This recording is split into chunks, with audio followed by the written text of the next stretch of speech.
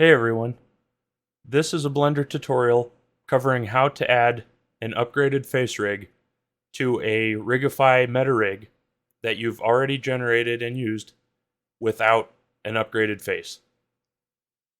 The model that I'm using has a human meta rig installed with no head bones attached, so I'm going to use this to show how you can use a new meta rig to copy the bones over without building an entirely new meta rig. This is the mesh that I'm using. She has a basic human meta rig with no face. So I'm going to add an armature, go to animals, and use wolf meta rig. I'm going to move that down, hit R, and type in 180 to rotate the mesh. And then I'm going to go to the Rigify settings and hit the upgrade face rig button and then hit OK. That will add all of the controls. Now I'll select the wolf meta rig, enter edit mode, and delete all of the bones from the wolf meta rig that I'm not going to use. So I leave the top spine bone so that we can combine it with our model later, and delete everything else, including the ears, because we already have the ears on our model. If you don't have the ears, feel free to keep these ones.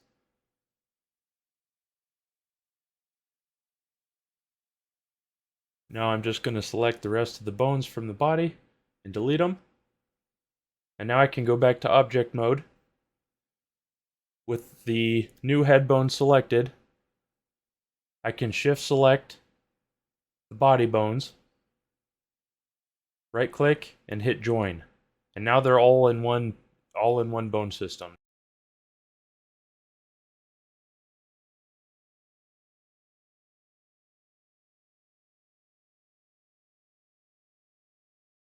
Then, with the new bone system all joined together, you can enter edit mode and start to place the bones.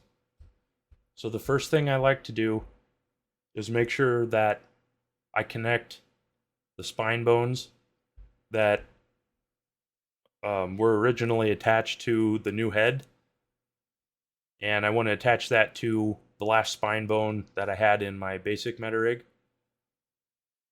So select the first one, shift select the second one, right click and hit snap selection to active, and then right afterward, with them still selected in that way, you can just right click and hit parent and make connected, so that when you move them around, they're all one piece. Now I'm just going to start to move the bones around.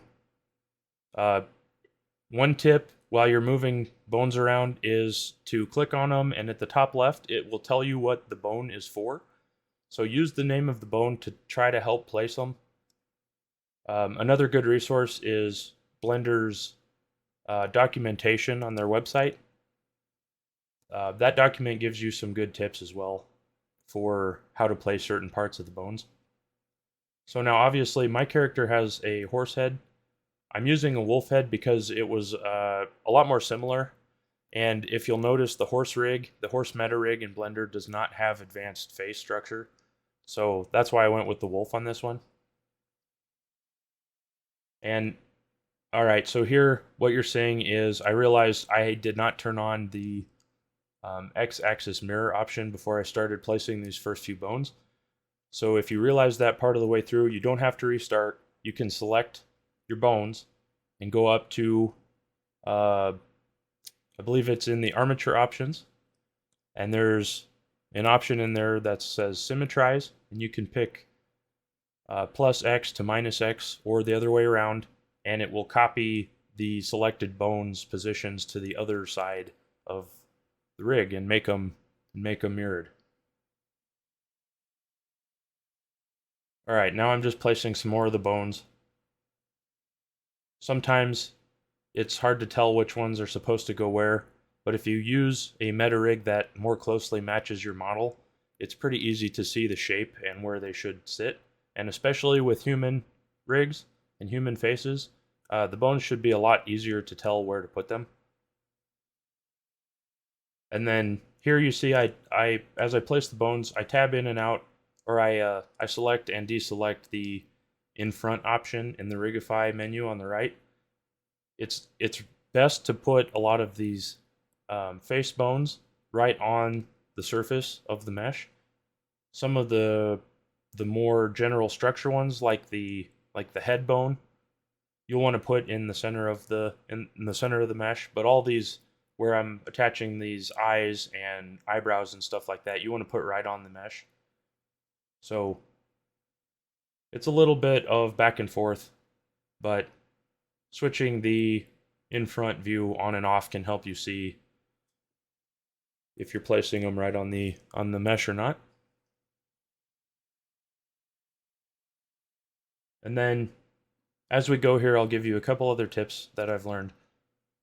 On these face rigs, anything that's connected when you bring it in has to stay connected or the rig will not generate later on. So it's best to like drag select an entire node where all of the bones come in if they are connected. And you'll see I do that as I go. So if 2 or more bones come into one point, you want to make sure you select that entire node by drag selecting. Don't just select one bone by clicking on the end. And then when you move them, like here, you can see that I actually disconnected that one on accident. And that was the cheekbone that went up to the eyebrow there. You can see it's still disconnected. So to reconnect them, they just have to be snapped. They don't have to be parented any differently. So you can select one end of the first bone, shift select the second end and hit snap, and then selection to active. And that will get them joined back up, and then you can go ahead and place them again. And you can see I'm doing that here. So select one, shift select the other, selection to active. And now they're joined back up.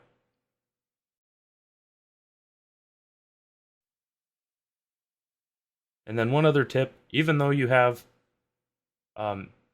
in front turned off and you can't see through the mesh to see the bones, you can still select them while you're doing this.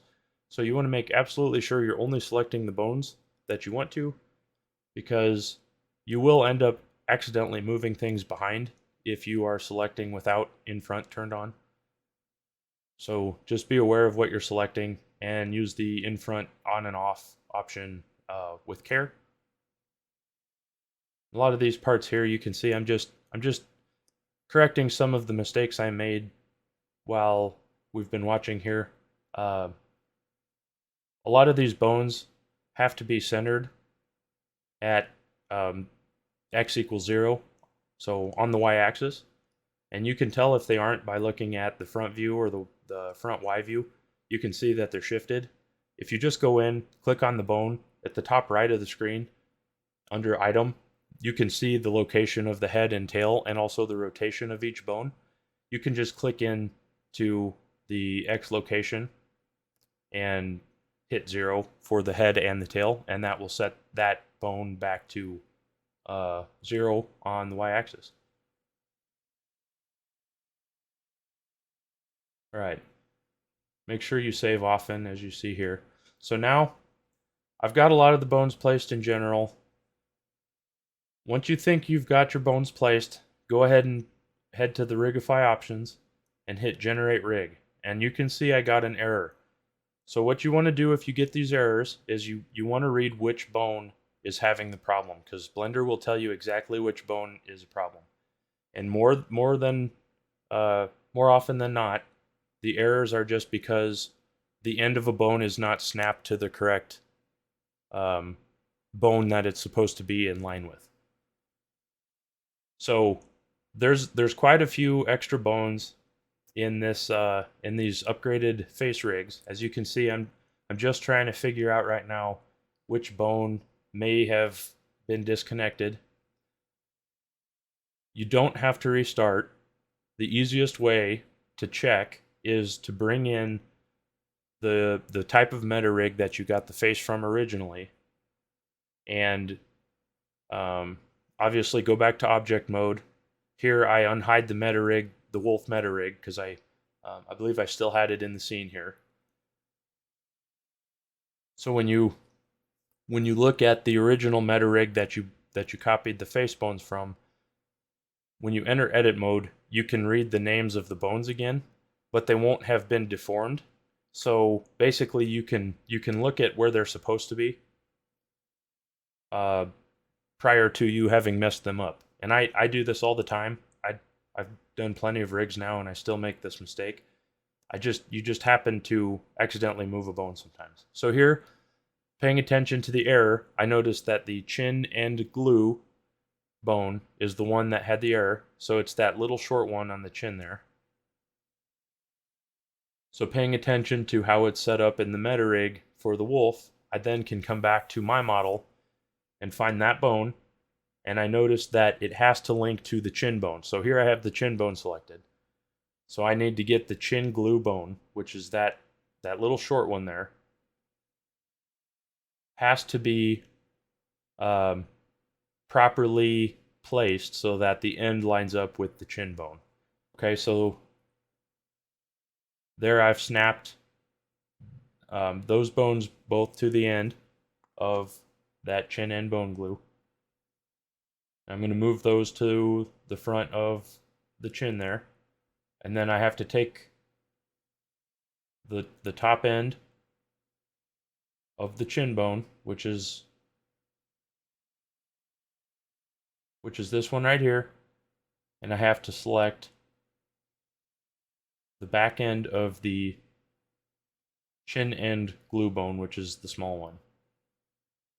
And then I snap with selection to active, and it looks a little weird, but it sent the end of the short bone back to where the chin is, so you just have to pull that point out. So don't deselect anything after you snap a point to another point. Just hit G right away and move it, otherwise you might lose where your bone went. Okay, now that I've reconnected those, I hit generate rig again. You'll notice the rig is not aligned to the object. Sometimes if you forget to clear all the location, scale, and rotation, this can happen. So you can either do that, or you can just go up like I did here and clear the location manually of the generated rig itself. And then afterward, I like to select the rig and the mesh and the meta rig, which is the bones, and Control A, which is clear all, and then hit all transforms, and that will make sure that you don't have anything out of position or out of scale. All right, and now you want to select the mesh and then shift select the newly generated rig and hit parent. Right click, hit parent with automatic weights, and what that will do is assign all of your bones to parts of the mesh again.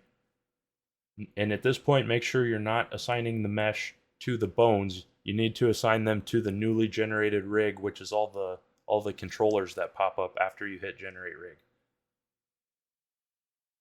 So here I'm just testing the rig. It's always a good idea to do this right after. One goofy thing you'll notice is that the hair does not move. I have hair particle systems on here. Make sure that your armature is at the top and that any hair systems are placed below the armature in the modifiers tab. Okay, so right here, while I was moving around my model, I noticed that the ears were not deforming with the head.